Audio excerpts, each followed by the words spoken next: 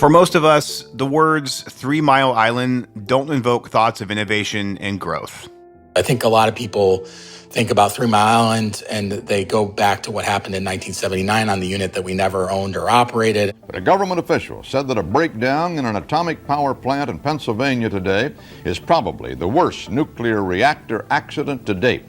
To this day, the 3 Mile Island meltdown remains the worst nuclear accident in U.S. history. 2 water pumps that help cool reactor number 2 shut down.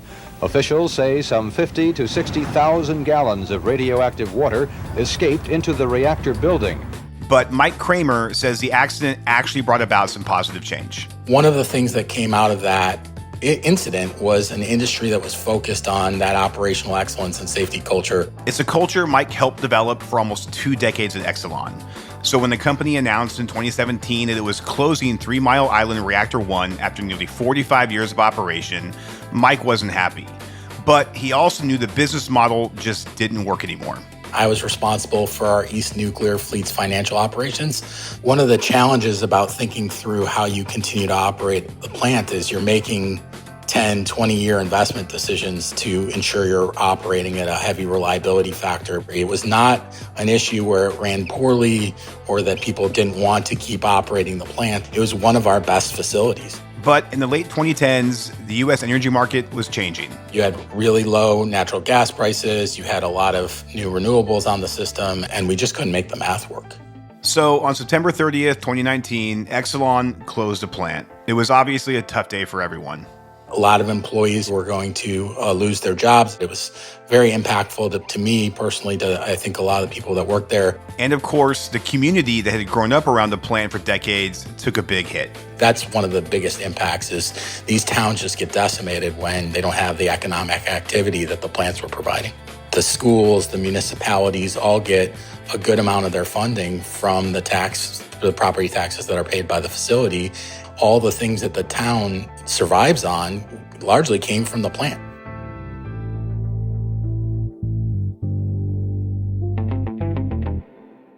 In the years that followed the closing, the community around the plant changed. Some businesses shuttered, some residents moved away. But then in 2022, Mike had a conversation that changed everything. Joe Dominguez, our CEO, came to me and said, I really want to figure out a way in which we can do this. How do we make the math work? Joe Dominguez was the CEO of Constellation, a clean energy offshoot of Exelon. Mike had joined Constellation as Director of Strategic Finance and Valuation when the company formed in 2022. And that thing Constellation CEO came to him wanting to make work was reopening 3 Mile Island Reactor 1.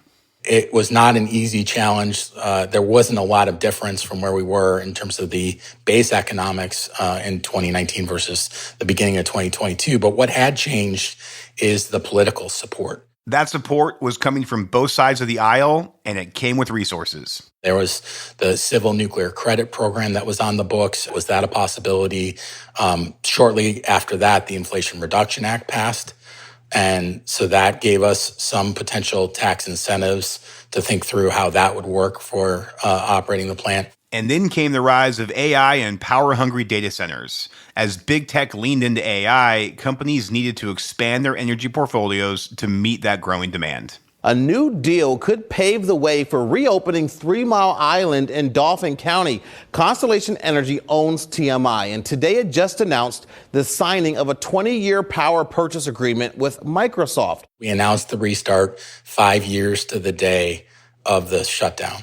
That was a really neat moment in time, walking through the plant and seeing the systems that were shut down before and starting to figure out the inspection schedule and working through the timelines on all those things. It was just a really impressive switch. Mike's role has changed too. He's now Vice President of Data Economy Strategy, which means he's focused on opportunities around powering those data centers.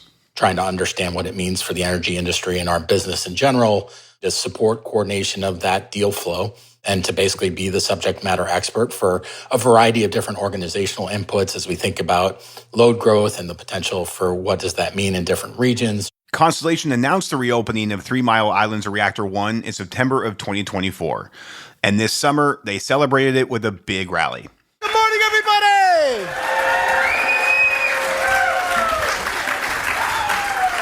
Governor Shapiro was there.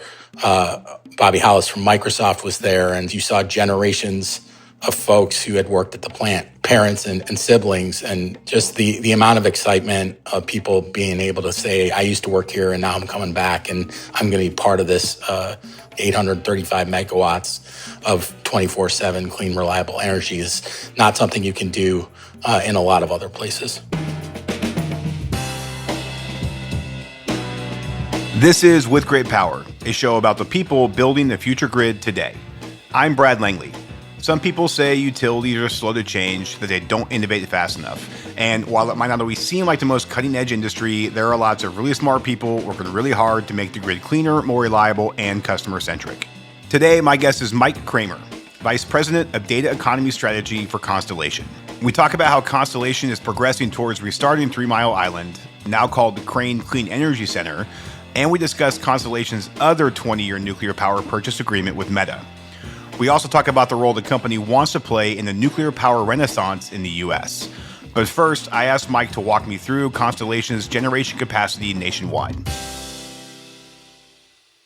Yeah, we have about 32,500 or so megawatts. About 2/3, a little bit more than that, is nuclear, so a large nuclear player. We're the largest nuclear generator in the country, and we produce about 10% of the nation's carbon-free electricity. So very heavy and carbon-free, inclusive of the nuclear, but we also have wind, solar, hydro as part of that additional, call it 10,000 megawatts. We do have some natural gas facilities, and then we are in the process of acquiring Calpine, a large gas generator that also has a big geothermal facility, some battery storage, and some other types of generation. So a good mix in terms of the portfolio, geographic distribution across a number of different regions. And that helps us when we think about how we power these data companies, because we can put together different levels of portfolio solutions and combine different types of technologies. Most of the existing fleet was built in the 70s and 80s. So it's a mix of sites that are 40 years old, 50 years old. There's some that are approaching their 60-year life. And so 2 big announcements over the past year, one about Crane Clean Energy Center in Pennsylvania, and one at your nuclear facility in Clinton, Illinois. Walk us through those announcements. What do they entail? Our former CEO, Chris Crane, he passed away not too long ago. Chris was a fierce advocate for our business and for the industry. And so we wanted to make sure that we could honor his legacy and combine that with what we think is really a rebirth of the industry, a symbolic moment of the nuclear renaissance, and name the new plant after them. So that's the driver of why 3 Mile Island to the Crane Clean Energy Center. And what that deal was a restart of the facility and a 20-year offtake agreement where we're responsible for all the restart costs, and then the data company will take the offtake for 20 years. So a very interesting deal, first of a kind type transaction, gives us that revenue certainty to make the investments needed to restart the plant, gets us that long-term contract to run Crane Clean Energy Center. Clinton transaction is one we announced back in June. It's also a 20-year offtake. And the interesting thing about that one is Clinton's license expires in 2027. And so this allows us to relicense the facility, make those investments that we need to run that plant safely and reliably for another 20 years. It also adds 30 megawatts of what we call uprates. And uprates are where you get more additional generation out of the existing units, adding some new generation to the system. Both of those agreements, the Crane Clean Energy Center and the Clinton deal, are front-of-the-meter PPAs where the power flows onto the grid, and the power settled financially with those off-takers.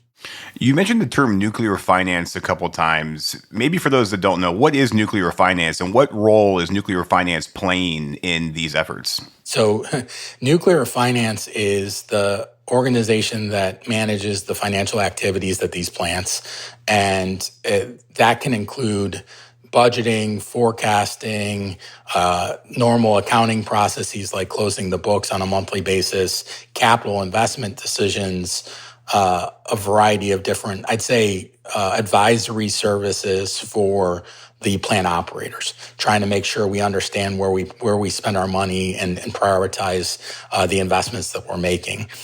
In addition to that, kind of at a fleet level, we do a lot of work on asset valuations, on M&A type transactions, and then more recently, it's also included looking at new nuclear and what types of assumptions you're making in models for new nuclear. And so the finance elements around understanding not just the construction elements, but then the operational elements of those different facilities has some inputs from the nuclear finance organization. And a lot of the focus goes to Microsoft and Meta and those PPAs, but how else do these announcements impact Constellation and the local economies and the labor market in those areas as well? I think the two things that I would highlight for that is the first, making sure you keep the units around for an extended period of time, or in the case of Clean Energy Center, bring it back, gives you a certainty that you'll have that reliable generation on the grid for 20 years. And that helps with reliability. It helps with those economic impacts as it relates to the jobs and the refuel activities and the contracts that come with those things, the local economies, et cetera, all benefit from that. I'd say the second thing it does is it provides a blueprint for how I think this plays out. And one of the things that's important is with the emergence of the data economy customers, thinking through how do we make sure we relicense more of the existing nuclear fleet, right? And so figuring out ways in which you take that fleet that has a lot of licenses that are expiring in the next 5 to 20 years and extend those lives. The second thing is trying to figure out ways in which we can add more generation, because you can do that with extending the existing, with renewing those licenses. But if the demand comes in at the magnitudes that some think it will, you're going to need some new generation. And so we've done that with the restart of Crane. That's 835 megawatts. The Clinton deal is an additional 30. We've talked about having another gigawatt or so of uprates in the pipeline. And so if you can add 2 gigawatts of new generation in between the restarts and the uprates, that's 2 large AP1000s, big facilities that are coming on. And then the last thing that I think is important too is we haven't talked a lot about new build for nuclear, but in order to build new, you really want to leverage your existing assets. They provide local communities that support new nuclear, existing infrastructure and land that is effectively great locations. And then you also add in some synergies associated with educated and staffed workforce. I think if you don't have the existing in a good position with those licenses renewed, with that revenue certainty, it makes the new question a lot harder. And so we're trying to figure out ways in which we can manage putting those things together, because I think it's really important to ensure you achieve all the objectives you're looking for. So, Mike, I think you've touched on it, but maybe at a high level. So there's obviously a lot happening in terms of nuclear energy innovation and investment with new types of smaller, more nimble reactors. What do you see as the advantages and disadvantages of restarts versus new builds? Yeah, so the advantage of a restart is you know exactly what you need to operate that facility. And so it's a much simpler effort as it relates to the technical difficulties. When you get into new build, you have a couple of additional challenges. You have licensing, which is a different effort for different types of technologies. Some of those plants have not gotten their license from the NRC, requires a couple years typically to go through that effort. You have the construction challenges.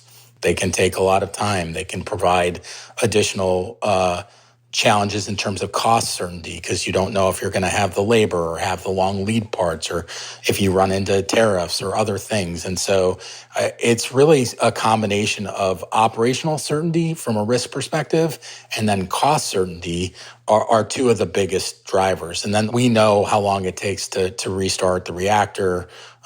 Building a new unit first of a kind is something that a lot of people don't know. They're working through that process. They're trying to get better at it. We've obviously gotten the ones down in Georgia built, so we know that those took a lot longer than they expected, and we're hopeful that the next round of AP1000s, when they get built, will take a lot less time than that. And your timeline for reopening has you back up and running in 2027. Can you talk us through some of the key milestones you've reached this far toward that goal? Yeah, so we originally announced publicly 2028 back when we put out the announcement in September of last year. And then recently in June of this year, we announced that we're pulling that up to 2027. So as it relates to those milestones, we're making pretty good headway in all those key areas to make sure that we could start the plant sooner and get those megawatts on to the system as quickly as possible. Those key milestones, the way I think about them, are in a couple different buckets. The first is the staffing and training requirements. So we had destaffed the facility, so now we have to hire a bunch more people, get them all trained up. That is going very well. We have over 400 people that we've hired ready to work at that facility. And then the training classes for operators and other things are in flight. The second is procure the long lead equipment. So that has been already accomplished as it relates to the procurement. The third would be the NRC process. And we have a pretty good roadmap for that. And we've gotten all indications from the NRC in terms of our plan that we've already submitted to them that we're on track for that. And then the last one is the interconnection process. And so interconnection goes through the PJM. We have to get those rights. PJM provided a process called the Reliability Resource Initiative, where they're able to do studies in a faster manner to ensure that the new generation can come on and meet the needs of the increasing load that we're seeing. And Crane was part of that Resource Reliability Initiative, which helped us pull up that date from 28 to 27. And what would you say are the hardest parts of restarting a shuttered nuclear plant? That's a good question. I think it's getting all those people back. We have a huge advantage because a lot of those people had gone to our other facilities, and wanted to come back to the site. I think that having that revenue certainty for 20 years and knowing that that plant's going to be around is a great recruiting tool. Being part of a first time big moment effort is something that draws a lot of interested younger folks and engineers who want to get back into the nuclear industry space. So we haven't seen a lot of those challenges, Brad. It's one that I think we anticipated being difficult, but the amount of momentum, the interest in being part of what is a huge accomplishment, I think has drawn people to that site. You mentioned that people are really clamoring to come back and work at this new center. There's a lot of pride in it. What do you think drives that pride of people just wanting to come back so much and be part of this?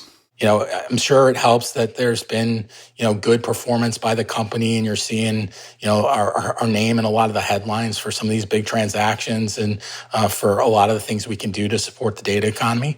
But in general, I think it's a very strong culture that supports employee engagement and gets people excited to work here. I'd say the second thing is, as it relates to nuclear in particular, it is a special moment. I think you see bipartisan support across the industry. That's not something you see in a lot of other places.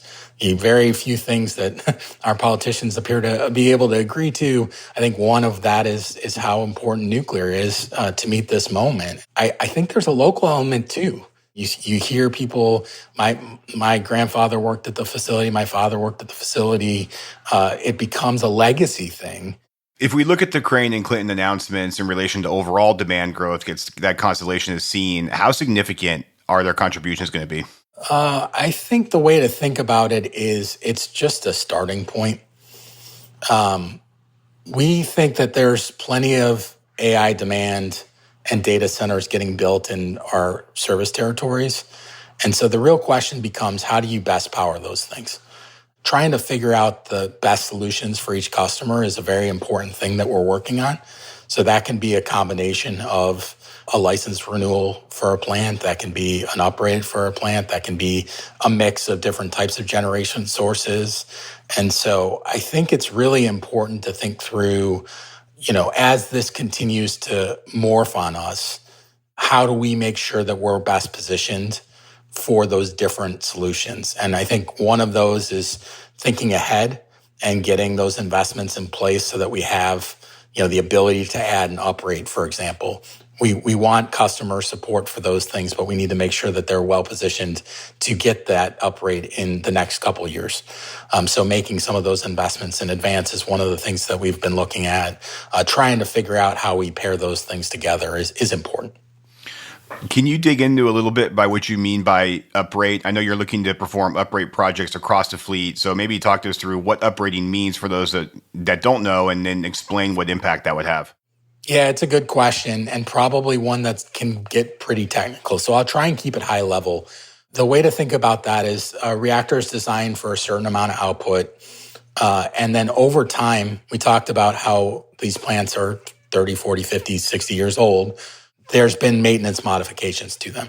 You've changed out a turbine, or you've changed the way in which it's designed to run one of the systems, and that can change your power output.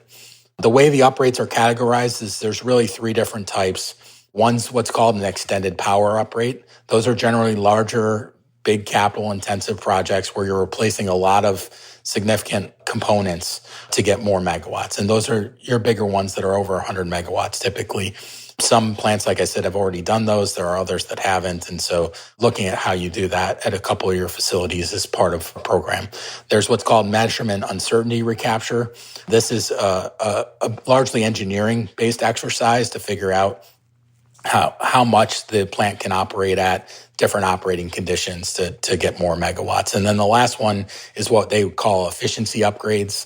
And that is just changing out certain components of the equipment that are impeding the amount of generation you can get. So if there's a constraint because your high pressure turbine is too small, if you were to change out that high pressure turbine, maybe you can get a small amount of, 10 megawatts or 15 megawatts of additional thermal generation out the door. And beyond Crane and Clinton, Constellation is looking to extend the licenses at other nuclear plants. Which ones and why those particular ones?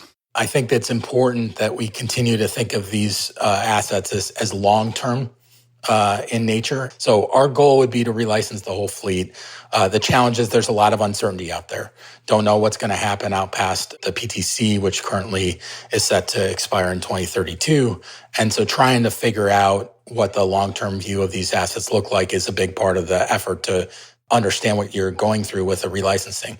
We have a number of assets that have license lives that are set to expire at the end of this decade, and then others that are going into the 2030s and even into the 2040s. But we're looking at all of them as options for potential renewals because I think we're going to need the clean, reliable energy, and certainly making the investments required on the existing assets to extend those lives is likely to be more cost efficient than to build new. We call this show With Great Power, which is a nod to the energy industry. It's also a famous Spider-Man quote, with great power comes great responsibility. So I'm curious what superpower you see yourself bringing to the energy transition. And if the answer is the power to harness nuclear energy, that would be a true superpower, but I'm curious to get your response to that. So what superpower do you bring to the energy transition? Yeah, I didn't think about the power to harness nuclear energy. That would certainly have been a better answer than what I would have come up with. I think a lot of what we're dealing with is a special kind of puzzle. There is a lot of moving pieces on the supply side. There's a lot of moving pieces on the demand side. There's a lot of misinformation out there. And so one of the things that I've been very focused on in this role is trying to wade through all of that and put these kind of disparate pieces together and figure out the way to make these power solutions work for our customers. So I think that's the way I think about adding to this world that we're living in. Well, Mike, this has been a fascinating conversation. Thank you so much for your time. Thanks, Brad. Appreciate it. Mike Kramer is the Vice President of Data Economy Strategy for Constellation. With Great Power is produced by GridX in partnership with Latitude Studios. Delivering on the clean energy future is complex. GridX exists to simplify the journey. GridX is the enterprise rate platform that modern utilities rely on to usher in our clean energy future. We design and implement emerging rate structures, and we increase consumer investment in clean energy, all while managing the complex billing needs of a distributed grid. Mary Catherine O'Connor produced the show. Ann Bailey is our senior editor. Stephen Lacey is our executive editor. Sean Marquand composed the original theme song and mixed the show. The GridX production team includes Jenny Barber, Samantha McCabe, and me, Brad Langley. If this show is providing value for you, and we really hope it is, we'd love it if you could help us spread the word. You can rate your reviews to Apple and Spotify, or you can share a link with a friend, colleague, or the energy nerd in your life. As always, thanks for listening. I'm Brad Langley.